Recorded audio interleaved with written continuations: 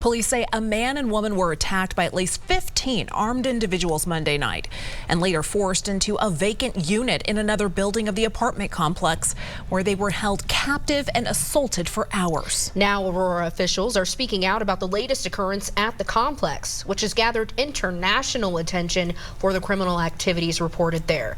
We have live team coverage tonight. Denver 7's Christian Lopez is speaking with one of the victims, now hospitalized, along with other residents who are now preparing to leave the apartments for good. Let's begin with Veronica Acosta with the latest on the investigation. Veronica, police are not sugarcoating what happened last night, describing it as torture caused by gang affiliates. Yeah, that's exactly what they said. Aurora Police Chief Todd Chamberlain did not mince words today. He said these victims were terrorized and tortured, but most importantly, he said he was going to make sure those who did this are held responsible.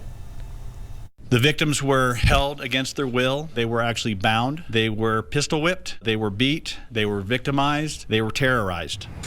The troubled Edge of Lowry apartment complex in the spotlight again months after this video. This time after police say two people were taken from their unit, moved to another, held against their will by more than a dozen suspects. I am not going to say that they are TDA, but what I will say is based on the actions that I saw, based upon how this event unfolded, this is 100% gang activity. It's gang activity at Dallas.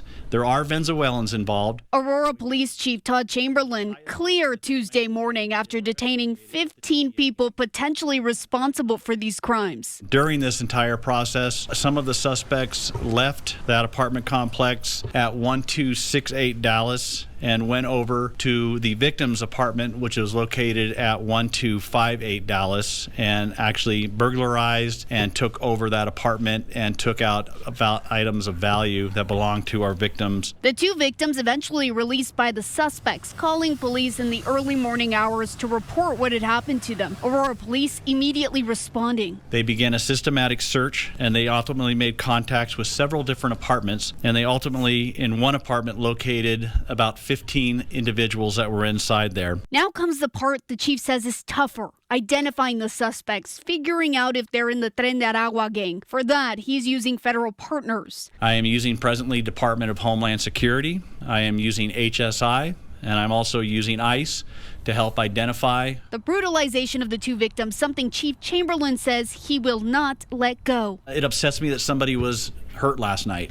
It upsets me that someone couldn't walk out into their parking structure without getting taken and accosted and pulled into an apartment and misused and abused and beat.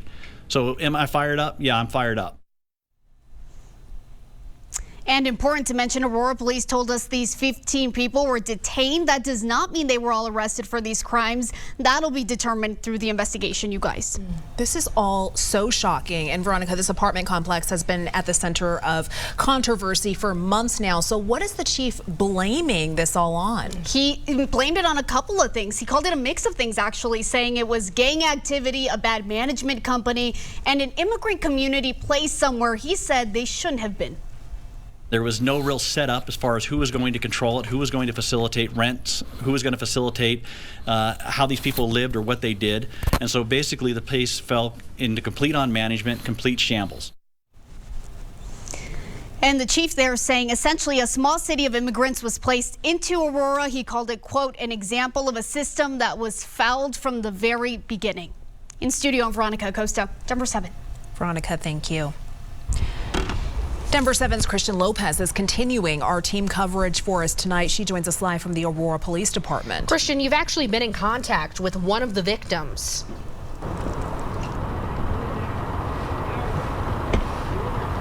Yeah, we found out one of the victims who was attacked last night is actually a man who we've interviewed at this complex before. I've been speaking with him all day. He's at the hospital. He was too shaken up to talk to us on camera, but he did say that he'll speak when he's ready. We know that both people who were hospitalized are immigrants from Venezuela. I also talked to a tenant who's been at that complex for a few years, and she's now trying to get out as soon as possible. This woman, who has lived at the Edge of Lowry apartments for 2 years, says she doesn't know who to turn to.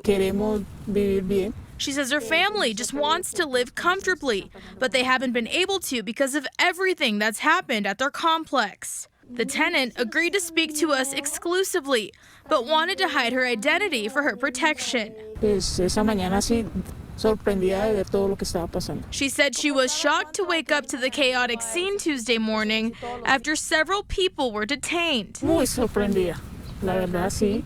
All of this happening as she was taking her young daughter to school.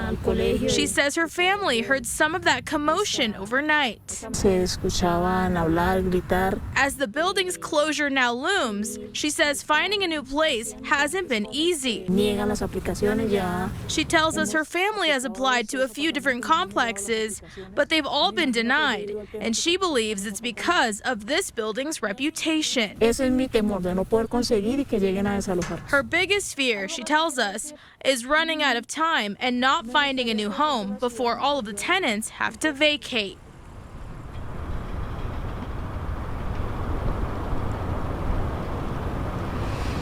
As you just heard, time is running out for the people who live in that building. As far as how much time they have left, we're not exactly sure. But while we were out there today, we did also see some people who were already packing up their belongings and heading out. Live in Aurora this evening, I'm Christian Lopez, Denver 7. All right, thank you, Christian. And digging deeper, we are hearing that some tenants have been told they may need to leave in January.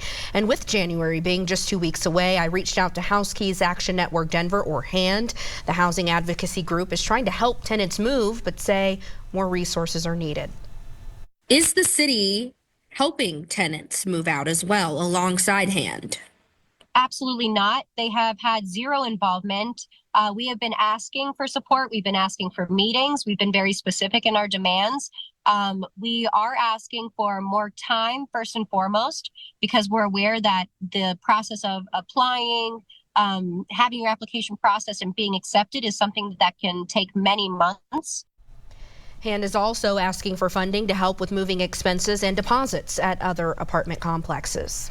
Aurora Mayor Mike Kaufman commending Aurora Police's move to question the more than a dozen people about the home invasion, saying, quote, "We have and will continue to protect members of our community and aggressively pursue anyone who tries to victimize them, no matter who they are or where they come from." Kaufman adding, quote, "Aurora, like every other major city across the country, must tackle crime, especially concentrated pockets of crime, aggressively.